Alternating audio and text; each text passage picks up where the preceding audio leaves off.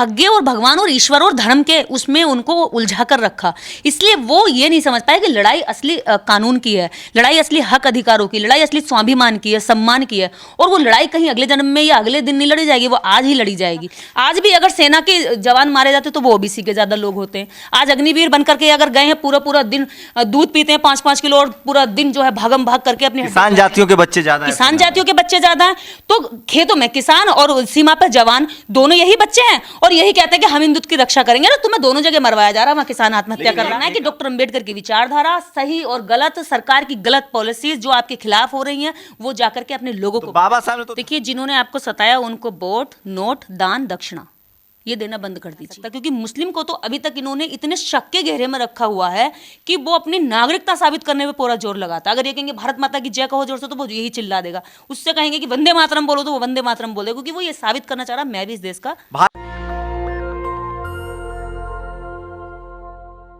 इस देश में टीवी अखबार आपको आतंकवाद दिखाता है, बताता है, वो है भी खतरनाक। पूरी दुनिया में आतंकवाद है, लेकिन भारत सरकार NCRB national record bureau of crime की माने तो भारत में सबसे ज़्यादा रेप, सबसे ज़्यादा हत्या जाति आधारित होती है। सबसे ज़्यादा उसके शिकार एससी समाज के लोग हैं, शेड्यूल कास्ट हैं, उसके बाद शेड्यूल ट्राइब हैं, उसके बाद पिछड़ी जाति के लोग हैं, उसके बाद माइनॉरिटी अल्पसंख्यक समाज के लोग हैं। इस पर बहस क्यों नहीं होती है? इस पर इस देश का टीवी अखबार बहस क्यों नहीं करता है? कल एक एबीपी चैनल है, उसने साफ साफ कहा कि 23 ज्योतिष बैठाएं और उन्होंने कहा कि कौन बनेगा प्रधानमंत्री ये बताएगी कुंडली, राहु केतु।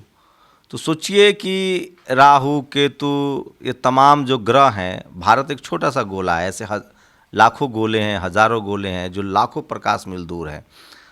तो क्या राहु केतु का काम आपकी शादी रोकना है?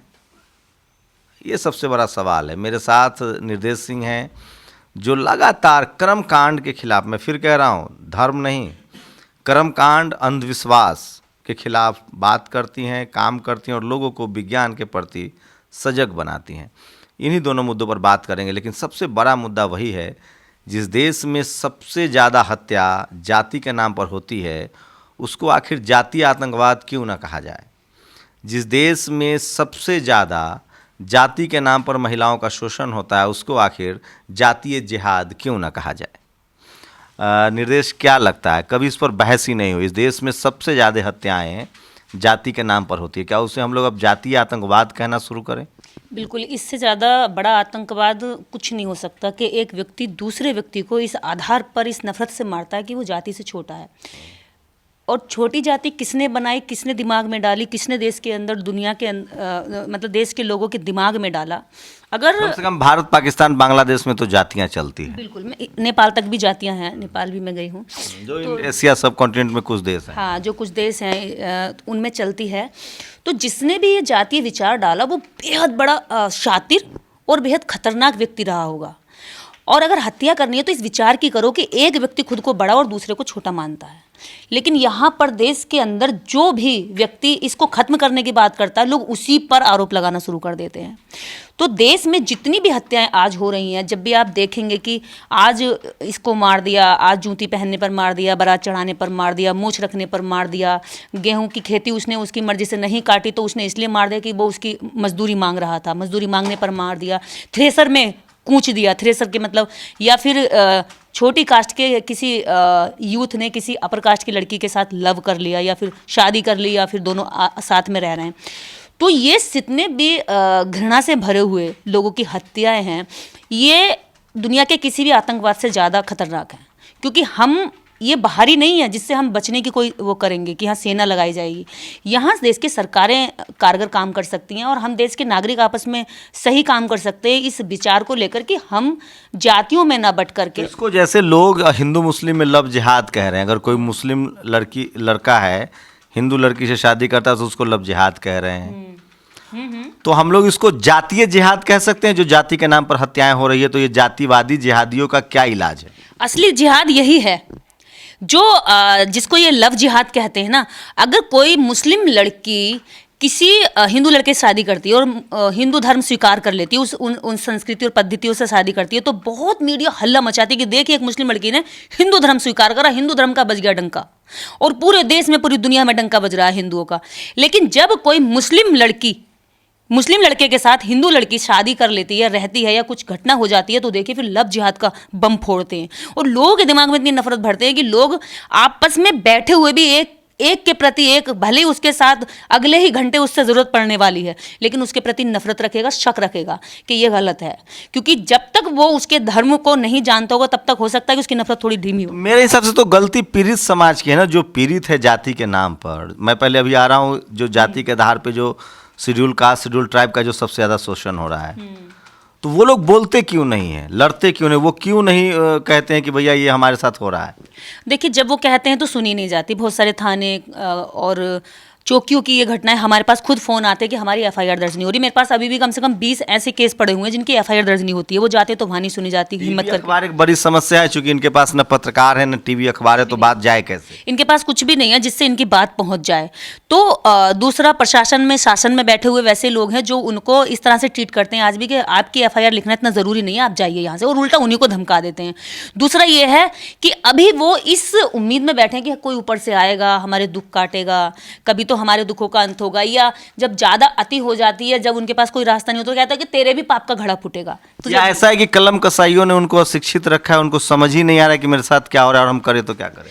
मैं बता रही हूँ ना कि उनको भाग्य और भगवान और ईश्वर और धर्म के उसमें उनको उलझा कर रखा, इसलिए वो ये नहीं समझ पाए कि लड़ाई असली कानून की है, लड़ाई असली हक अधिकारों की, लड़ाई असली स्वाभिमान की है, सम्मान की है, और वो लड़ाई कहीं अगले जन्म में या अगले दिन नहीं लड़ी जाएगी, वो आज ही लड़ी जाएगी। आप तो पूरा देश घूमती हैं, कितनी जागरूकता आई है बहुजन समाज। देखिए, अब जो सोशल मीडिया है, आप जो चैनल चला रहे हैं और बहुत सारे लोग जो मेहनत कर रहे हैं, उनकी वजह से अब लोगों में जागरूकता आ रही है। लेकिन जैसे जैसे जागरूकता आ रही है, वैसे वैसे जातीय घटनाएं और घृणाएं बढ़ती जा रही हैं। क्योंकि जब दमन को सह लेते थे तो चुप दब जाता था, कोई हल्ला नहीं होता था, क्योंकि घटनाएं बढ़ी हैं या घटना के प्रति रिस्पॉन्ड बढ़ा है, रिटेलिएशन बढ़ी है। वही मैं कह रही हूँ ना, जैसे कि पहले क्रिया होती थी, थप्पड़ मार दिया, वो दब के चला गया। अब थप्पड़ मारा तो वो आंख उठा कर गया, क्यों मारा भाई मेरे थप्पड़, गलती बता मेरी, कैसे मेरे थप्पड़ मारा, एक तो तू मेरा पैसा भी ले रहा, मुझे सामान कम दे रहा, मुझे दुकान से भगा रहा चाहिए, अपनी सुरक्षा में रिटेलिएट करना चाहिए, पूछना चाहिए। और नहीं, हमको कोई थप्पड़ मारे तो मैं उनसे पूछूं कि मुझे क्यों मारा, या रिटेलिएट करना चाहिए, अपनी सुरक्षा करनी चाहिए। अब पूछने वाला समय गुजर गया। एक अगर कोई मारे तो पहले 2 मारो, उसके बाद पूछोगे भाई क्यों मारा था। तो ये वही घटनाएं हैं। हम तो सीधा कह रहे हैं, हम गांधी जी के अनुयायी नहीं है, हम डॉक्टर अंबेडकर के संतानें हैं। वो तो कह रहे हैं कि लीगल सिस्टम की मदद लीजिए, तो जब लीगल की जरूरत पड़ेगी लीगल की मदद लेंगे, लेकिन कोई हमें सामने से अगर मार रहा है थप्पड़, तो थप्पड़ का जवाब थप्पड़ होना चाहिए। आत्मरक्षा, बिल्कुल, आत्मरक्षा के लिए आप हथियार उठा सकते हैं। एक सवर्ण समाज के जो बड़े जानकार लोग हैं ना, वो एक इस तरह की धारणा बना रहे हैं, और ये सच भी है कि ग्रामीण इलाकों में सबसे ज़्यादा जो कास्ट एट्रोसिटी है उसमें किसान जातियाँ शामिल हैं, जिसमें ओबीसी भी शामिल है, जाट, पटेल, मराठा, गुर्जर। SC/ST एक्ट भी उन पर लगता है। लेकिन वही SC/ST वही जब किसान जातियाँ SC/ST OBC के साथ कॉलेज यूनिवर्सिटी आते हैं, जहाँ उनके भी बच्चे के नंबर काटे जा रहे हैं, तो वहाँ वो उनकी यूनिटी बनती है। तो शेड्यूल कास्ट से आप आती हैं, उस हिसाब से कहाँ शेड्यूल कास्ट को फोकस करना चाहिए।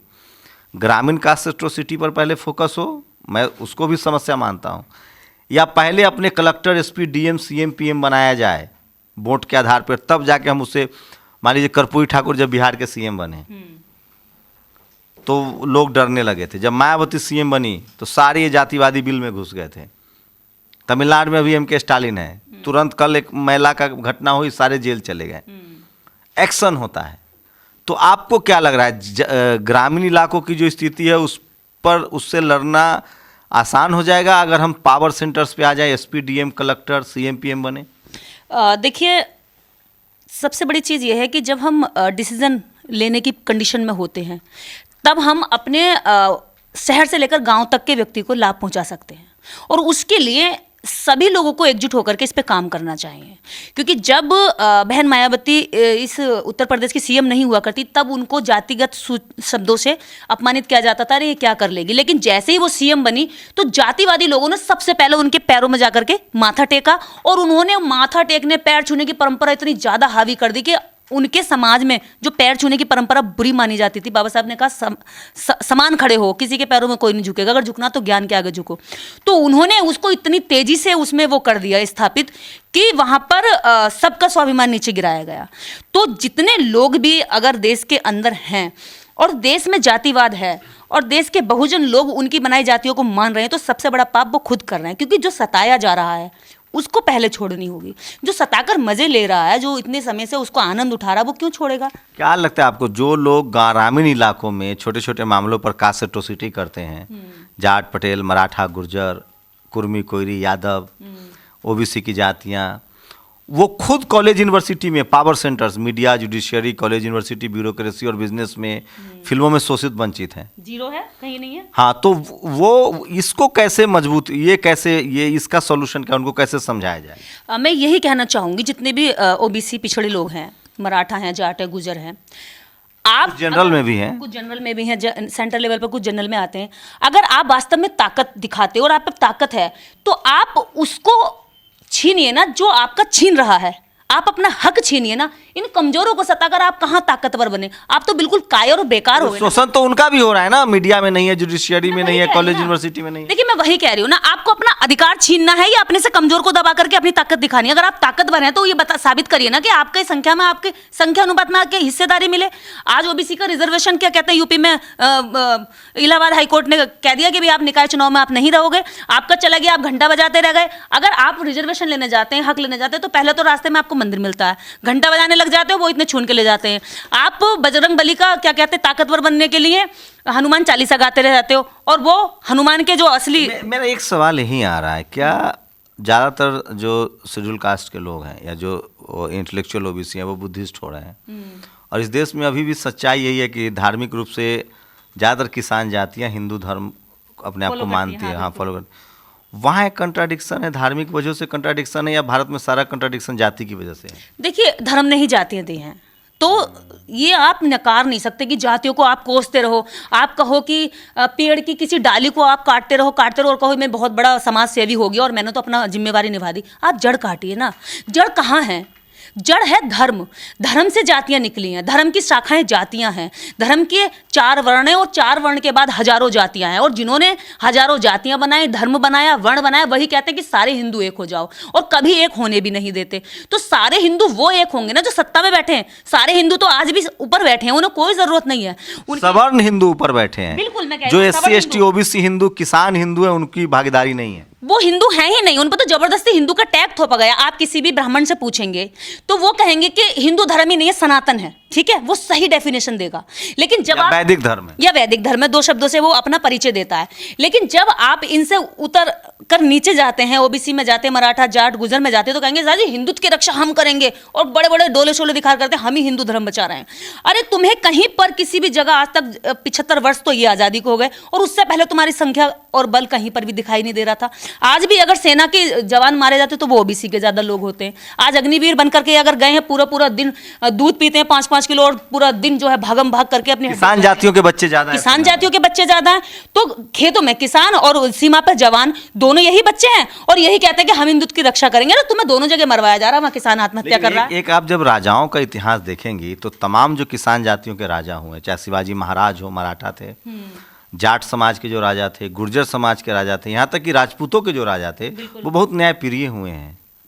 उन्होंने न्याय किया है पेशवाओं के मुकाबले। आप जब पेशवाओं से कंपेयर करें, देखिए छोटू राम जाट समाज से आते हैं, गुर्जर समाज के बहुत सारे राजा न्यायप्रिय हुए हैं। रामस्वरूप वर्मा, ओबीसी कम्युनिटी से फूले आते हैं, पेरियार आते हैं, रामस्वरूप वर्मा आते हैं, कर्पूरी ठाकुर आते हैं।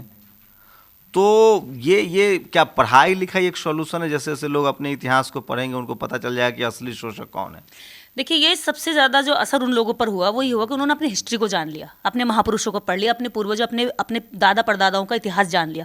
जिसने इतिहास जान लिया वो सही दिशा में काम करेगा, और जिसने अपनी हिस्ट्री ही नहीं पढ़ी, देखिए एक भी जितने लोग हिंदुत्व की रक्षा करते सड़कों पर मिलते हैं ना, अगर आप उनसे पूछेंगे कितने धर्म ग्रंथ पढ़े, कुछ नहीं पढ़ा। उनसे पूछेंगे कि आप धर्म की परिभाषा जानते हैं, कुछ नहीं पता। इस्तेमाल हो रहे हैं, उन्हें खुद भी नहीं पता। एक ऐसी भीड़ है जो तर्क भी नहीं करना चाहती, सवाल भी नहीं करना चाहती, बस अगर कोई तर्क कर रहा तो उसका विरोध करना, कुछ नहीं जानना, कुछ नहीं समझना, कुछ नहीं सुनना। तो ऐसे अंधे लोगों को तैयार भारत में वैदिक धर्म का लाभार्थी कौन है? केवल 3% ब्राह्मण है, और उसका भुक्तभोगी कौन है? बाकी 3% को छोड़कर सारे। सबको, किसी को कुछ नहीं मिल रहा? बिल्कुल कुछ नहीं मिला। आप बताइए मुझे, ब्राह्मण समाज को कहाँ कुछ मिल रहा है? क्यों, क्या नहीं है उसके पास? अरे जहां शादियां करने से पहले भी एक बच्चे को जन्म दिया मैंने, 20-25 साल का किया मैंने, पढ़ाया मैंने, शिक्षा मैंने दी, उसको सही और गलत का रास्ता मैंने बताया, लेकिन जब शादी करने की बात आती है तो एक ब्राह्मण को ढूंढते हैं, और वो भी वो अनपढ़, जिसने कभी 5वीं क्लास में भी जो फेल हुआ होगा, केवल इस वजह से कि वो जाति का उच्च है। यह समानता की बात होनी वो चाहिए। तो कहते हैं हम बुलाने नहीं जाते हैं ना आपको। और इतनी सारी कथाएं हो रही है गाँव में, देखिए 10-10 जो है साधु संत घूमते फिर रहे हैं, वो इसी चीज का प्रचार करते हैं कि आप ये कराएंगे तो आपका ये भला हो जाएगा, आप ये कराएंगे तो। संविधान उनको अधिकार देता है अपनी बात कहने का। हाँ, तो संविधान अधिकार देता तो वो उसी को तो ज्यादातर प्रचारित कर रहे हैं। संविधान अगर अधिकार, जो जा रहा है वो दोषी है ना, आपको तो बुला तो नहीं रहे वो पैसा देके। अरे क्यों नहीं बुलाते हैं? रात दिन अखबारों में, रात दिन टीवी में बुलाने के लिए तो आकर्षित किया तो जाता आप है। समझदार है तो मत जाइए। नहीं, धन की वर्षा हो जाएगी। समझदार है, हम जैसे नहीं जाते, जो समझ गए, वो जो समझदार होते जा रहे हैं उनसे नफरत करते हैं, ये उनसे इतनी घृणा करते हैं कि क्यों बोल रहा है। जो समझदार होते जा रहे हैं उनको तो ये पचा नहीं सकते, एक रत्ती भर नहीं पचाएंगे। आप जैसे उनको प्रचार प्रसार का हक है, आपको भी हक है, आप मत जाइए वहाँ। हाँ, तो जो नहीं जा रहे, मैं वही कह रही हूँ ना, जो जा रहे हैं वो इनके लिए बहुत बढ़िया है, क्योंकि वो अभी कमजोर हैं, वो दिमाग से सोच नहीं पा रहे हैं, सही गलत को समझ नहीं पा रहे हैं, तो वो उनकी भीड़ में इकट्ठा हो रहे हैं। और जब भीड़ में नहीं जाते हैं तो कहते हैं क्यों कथा नहीं सुनने आए थे ना कल। इसका सॉल्यूशन क्या है? क्या हम ये ना मान ले कि बहुजन समाज का जो पढ़ा लिखा तबका था उसने अपनी जिम्मेदारी से मुंह मोड़ लिया और उन्होंने सोशल रिफॉर्म के लिए काम नहीं किया? देखिए, पढ़े लिखे तबके की तो सबसे बड़ी ये नालायकी है, जो आज अगर सच्चाई यही है, हम दूसरों के साथ अगर हम बात करते हैं उनकी बुराई की, तो बुराई इस समाज के अंदर भी बहुत ज्यादा है। शिक्षित वर्ग ने सिर्फ खाया, जो इन महापुरुषों ने और बाबा साहब डॉक्टर अंबेडकर ने इनके लिए हक अधिकारों की सुरक्षा और प्रावधान किया था, उसको ये खाने में बिजी हो गए। इनके लेकिन जो किया है वो बहुजनों के लिए बहुजनों ने किया, ये भी तो सच्चाई है ना मैम, सबको तो नहीं नकार सकते। मैं इसको नकार नहीं रही हूँ, मैं वही कह रही हूँ, उन्हीं का तो मैं नाम ले रही हूँ। बहुजनों के लिए अगर कुछ किया है तो वो बहुजनों ने किया है, बहुजनों के लीडर्स ने किया है, बहुजनों के महापुरुषों ने किया है, और त्याग करने वाले लोगों ने किया है। लेकिन वो त्याग की जो भावना महापुरुषों में रही, वो कहीं ना कहीं इस समय, महापुरुष हमेशा अकेले पढ़ते रहे। बिल्कुल, तो वो जब आज क्या सॉल्यूशन है निर्देश सिंह के हाथ? आपको क्या लग रहा है, क्या सॉल्यूशन है? मेरा एक ही कहना है, इस देश में लगभग लाखों संगठन हैं, वो सारे संगठन, जैसे कि आप हर जिले पर 10-10, 20-20 संगठन में, अभी तक उत्तर प्रदेश के लगभग सभी जिलों में मैं घूम चुकी हूँ, मेरे 3-3, 4-4 तो अच्छा है ना, ज्यादा संगठन है तो ज्यादा काम हो रहा है। हाँ, तो ज्यादा काम करने की जरूरत है। संगठन बनाने का काम आप लोगों ने काफी कर लिया, आपको हक मिला संगठन बनाने का, आपने खूब बनाया, जी भर के बनाया, लेकिन अब जी भर के थोड़ा सा काम भी तो कर लो। अगर आप क्या काम करना है? काम यही करना है कि डॉक्टर अंबेडकर की विचारधारा, सही और गलत, सरकार की गलत पॉलिसीज जो आपके खिलाफ हो रही हैं, वो जाकर के अपने लोगों को। बाबा साहब ने तो धम्म का रास्ता अपनाया, तो हम कब कह रहे हैं धम्म का रास्ता नहीं अपनाया? धम्म का रास्ता ही आपके लिए सही मार्ग है। आप अगर धम्म के मार्ग पर जाते हैं तो आपकी विश्व लेवल पर गिनती होगी। यहाँ पर जब आप पिटते हैं तो कहते हैं दलित पिटता, अखबार भी दलित दिखाता है, मीडिया भी दलित दिखाती है, दलित पिता, दलित का क्या लेना देना वो विश्व तो हम लोग को बुद्धिस्ट लिखना चाहिए, बुद्धिस्टों की पिटाई हो रही है। बिल्कुल, ये लिखना चाहिए। जब ये लिखेंगे, जब ये बोलेंगे, तब आज से अगर SC ST OBC माइनॉरिटी पर हमला होगा तो हम लोग अब उसको रिलीजियस माइनॉरिटी, रिलीजियस आइडेंटिटी से पहचान करेंगे। लेकिन भारत में जो बाबा साहब ने जो संवैधानिक पहचान दी है हमें SC ST OBC minority general, उससे तो आपत्ति नहीं होनी चाहिए। उसके साथ उन्होंने बुद्ध धम्म की राह भी तो दी है। करोड़ों लोगों का जातियों में बटे समाज को बाबा साहब ने 5 कैटेगरी में बांट दिया, तो वो भी तो मुक्त है। शेड्यूल कास्ट कहने का मतलब कि 16% शेड्यूल कास्ट, OBC कहने का मतलब 55% OBC, किसान कहने का मतलब लगभग 15% किसान समाज, जो OBC सब मिला दे तो किसान 60% किसान OBC हो जा रहा है। तो ये आइडेंटिटी में क्या दिक्कत? ये आइडेंटिटी में ये अलग अलग रहेंगे, पिटते रहेंगे, और एक का छीना जाएगा तो दूसरा सवाल नहीं खड़ा करेगा, साथ नहीं देगा। इसलिए बाबा साहब डॉक्टर अंबेडकर को पता था कि ये अधिकार लेने के लिए एक अच्छा एक बताइए, मान लीजिए वर्ण व्यवस्था जो वैदिक धर्म था उसमें OBC का तो मान लीजिए फिर भी वो शूद्र था, वो सेवा कर सकता था, पैर दबाया, खेत जोता, हल चलाया, मान लीजिए वो अपने धर्म में बना रहे। जिनको अछूत रखा गया वो क्यों उस धर्म में रुके हुए हैं? देखिए, वो सोचने चमत्कार होगा कोई। शेड्यूल ट्राइब को तो अछूत माना गया। लेकिन उन्हें पता भी नहीं है अभी। सच बताऊं तो ये है कि उन्हें ये भी नहीं पता कि हमें अछूत माना गया था। हम इस धर्म के अछूत लोग हैं, इस धर्म के धर्म से बाहर फेंके गए लोग हैं। वो तो जबरन इसी में चिपके हुए हैं, वो इन्हीं की तरह कर्मकांड करेंगे और वो ये साबित करते हैं कि भाई तुमसे हम अलग नहीं है, हमें एक्सेप्ट कर लो। और इस एक्सेप्शन के चक्कर में ना उन्होंने अपना सब कुछ लुटा दिया। अपने जितने भी राइट्स थे वो उनको अगर मिले तो ये संविधान की बदौलत मिले। लेकिन एक चीज़ आपको निर्देश नहीं लगता है, चीज़ें आप जितना सुधार कर रही हैं उतना ज़्यादा उधर से दाव पे जा रहा है। अब वो आपको धार्मिक भागीदारी देने के लिए तैयार हैं, लेकिन वो आपके कॉन्स्टिट्यूशनल राइट्स देने के लिए तैयार नहीं है। मैं जितने सवर्ण मेरे लिबरल दोस्त हैं जो दिन रात मनुवाद को गाली देते हैं, जो दिन रात ब्राह्मणवाद को गाली देते हैं, जातिवाद, वो सब SC ST OBC माइनॉरिटी और किसान जातियों का जो कॉन्स्टिट्यूशनल राइट्स है उसके पक्ष में वो नहीं है। तो पहले कॉन्स्टिट्यूशनल हक के लिए लड़ा जाए या सामाजिक चेतना के लिए लड़ा जाए?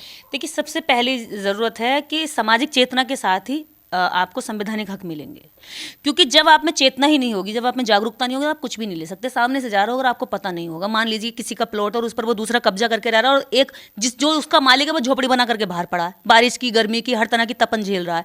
तो जब उसको पता चलेगा कि ये मेरा प्लॉट है, वाकई में इस पर कब्जा मेरा होना चाहिए और ये आराम से इतनी कई पीढ़ियां पर गुजार चुका है, तभी तो वो उसको लेगा। शॉर्ट टर्म बताइए, 2022 जाने वाला, 2023 आने वाला है, बहुजन समाज को अपना कॉन्स्टिट्यूशनल अधिकार, हक अधिकार, DM CM SP कलेक्टर, चपरासी, नौकरी चाकरी, बिजनेस कैसे मिला? उनका जाति आधारित प्रताड़ना का आपके पास कोई, आपने इतना लंबा काम कर लिया है, घूम रहे, क्या सॉल्यूशन क्या है? एक पॉइंट में अगर पूछे, मैं पीड़ित हूँ, मैं क्या करूँ कि मेरे पास मैं इस पीड़ित इससे बच सकता हूँ? देखिए, जिन्होंने आपको सताया उनको वोट, नोट, दान, दक्षिणा ये देना बंद कर दीजिए। उनसे अपनी डेट निकलवाना बंद कर दीजिए। पहली चीज, आप उनसे डेट मत निकलवाइए। दूसरी चीज, आप वोट मत दीजिए। तो शेड्यूल कास्ट को एक पॉलिटिकल अलायंस की तरफ तो बढ़ना होगा। शेड्यूल कास्ट अकेले सरकार नहीं बना सकता। आपकी 16% आबादी है तो उसके लिए इस सारे देश में, नेता एक जनरल होना। इस देश में 16% एक भी हो जाए सिर्फ शेड्यूल कास्ट से तो सरकार नहीं बनेगी। शेड्यूल ट्राइब भी जोड़ ले तो अभी 25% है। ट्राइब जो है वो अपने आप को खुद ही अलग माने हुआ है, उसको आप जोड़े रहिए। लेकिन मुझे ऐसा लगता है कि ट्राइब अभी ना तो OBC के साथ में खड़ा होता है, ना SC के साथ में खड़ा तो होता OBC, अगर OBC चाहे तो अपनी सरकार बना सकता है, उसके पास 50% वोट है। है। सुंदर गुलदस्ता दिखाने के लिए भले ही आप ये 4-5 चीजें जोड़ते हैं और हम चाह रहे हैं कि वो जुड़े, अच्छी बात है। लेकिन OBC और SC ही अगर मिल जाए तो मुझे लगता है कि सरकार बना सकता है। और जिस तरह से अभी विखंडन हो रहा है, अगर जो तमाम धार्मिक अल्पसंख्यकों को क्यों छोड़ रहे हैं? नहीं, वो साथ आएंगे ना। क्योंकि देखिए, 1% जैन अपने आप सरकार नहीं बना सकता, उसको आना पड़ेगा। अगर सिख की बात करो तो सिख अकेला सरकार नहीं बना सकता, वो भी, उसको भी आना पड़ेगा। रही बात मुस्लिमों की, तो मुस्लिम बिल्कुल भी नहीं आ सकता। क्योंकि मुस्लिम को तो अभी तक इन्होंने इतने शक के घेरे में रखा हुआ है कि वो अपनी नागरिकता साबित करने में पूरा जोर लगाता है। अगर ये कहेंगे भारत माता की जय कहो जोर से, तो वो यही चिल्ला देगा। उससे कहेंगे कि वंदे मातरम बोलो, तो वो वंदे मातरम बोल देगा। क्योंकि वो ये साबित करना चाह रहा है मैं भी इस देश का। भारत में धर्म और जाति के आधार पर सबसे बड़ा लाभार्थी कौन है? 3.5%। इस देश की 3.5% आबादी। बिल्कुल। बाकी सब लोग नुकसान में हैं। बाकी सब नुकसान में, बाकी सारे इकट्ठे हो जाएं, बाकी सारे अभी जान जाएं कि देखिए ऊपर से नीचे तक आप देख लीजिए आपके पास है क्या। कैसे देश मजबूत बनेगा जब 3%, 3.5% लोगों के पास ही सारा संसाधन है? वो कौन लोग हैं, उसकी पहचान बहुत ज़रूरी है। मैं फिर कह रहा हूँ, भारत एक जाति प्रधान देश है, धर्म बाद में आता है। बिल्कुल। इस देश में जो सारे हिंदू जिसको आप कह रहे हैं, वो दरअसल जातियों में बटा हुआ समाज है।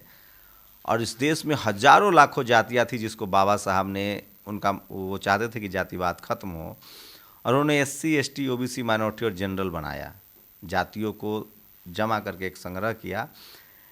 उस हिसाब से देखें तो आज भी इस देश में SC ST OBC और माइनॉरिटी के जो लोग हैं वो media, judiciary, bureaucracy, business, sports, film, वो तमाम पावर सेंटर्स, शहर जहाँ पैसा है, ताकत है, नाम है, रुतबा है, वहाँ वो नहीं है। आपको तय करना है 2023 में आप क्या चाहते हैं। सम्मान, तरक्की, मुल्क बेहतर बने, तो आपको इस जातिवाद के खिलाफ, इस जातीय जिहाद के खिलाफ लड़ना पड़ेगा। आप लोग अपनी प्रतिक्रिया जोड़ दीजिए। शुक्रिया। नेशनल दस्तक की आपसे गुजारिश है कि अगर इसको बचाना चाहते हैं तो नेशनल दस्तक को सब्सक्राइब करने के लिए रेड कलर के सब्सक्राइब बटन को दबाएं, फिर बेल आइकन की घंटी दबाएं। नेशनल दस्तक को बचाने के लिए बहुत जरूरी है कि हर खबर को शेयर करें, लाइक करें, कमेंट जरूर करें।